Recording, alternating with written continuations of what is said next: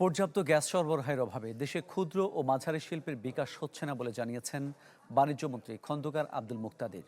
আশ্বাস দিয়েছেন দ্রুত এই সংকট নিরসনের।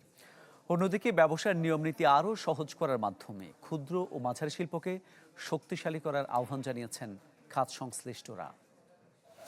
ক্লেমন নিয়ে এলো বিরাট কারবার। ইউনিক কোডটি সাবমিট করলে জিততে পারো লক্ষ লক্ষ গিফট।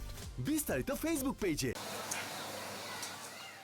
দেশের অর্থনীতিতে অতি ক্ষুদ্র, ক্ষুদ্র ও মাঝারি শিল্পের অবদান প্রায় ৩০%। পরিসংখ্যান ব্যুরোর তথ্য বলছে, দেশের ১,১৭,০০,০০০ শিল্প প্রতিষ্ঠানের ভেতর ৯৯%ই এই খাতের, যেখানে কর্মরত আছে প্রায় ৩ কোটিরও বেশি মানুষ। তবে সম্ভাবনা থাকা সত্ত্বেও সময়ের সাথে এই শিল্প এগোতে পারেনি।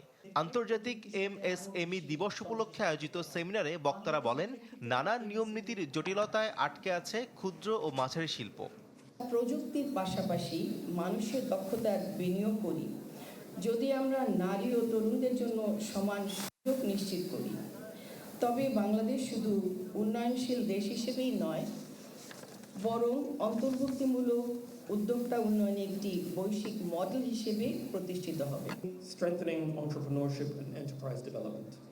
Through globally recognized methodologies and tools, the ILO supports aspiring and existing entrepreneurs in building small businesses. সম্ভাবনার পরও এই শিল্পের প্রধান বাধা জ্বালানি সরবরাহ। তাই সংকট সমাধান করে জ্বালানি সাশ্রয়ী শিল্প বিকাশে সরকারের অগ্রাধিকারের কথা জানিয়েছেন বাণিজ্যমন্ত্রী। বলেন, শিল্পের বিকাশে কাজে লাগানো হবে কৃত্রিম বুদ্ধিমত্তাকেও।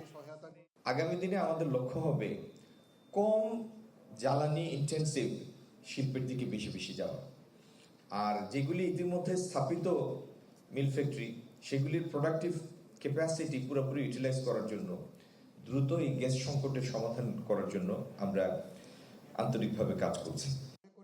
ক্ষুদ্র ও মাঝারি শিল্পের উদ্যোক্তাদের ব্যবসা সংক্রান্ত যে কোনো সেবা নিশ্চিতে দ্রুত ওয়ান স্টপ সার্ভিস চালুর কথাও জানানো হয়। যে এখানে কোনো মুনাফা নয়। শফি মাহমুদ সাগর, চ্যানেল 24, ঢাকা।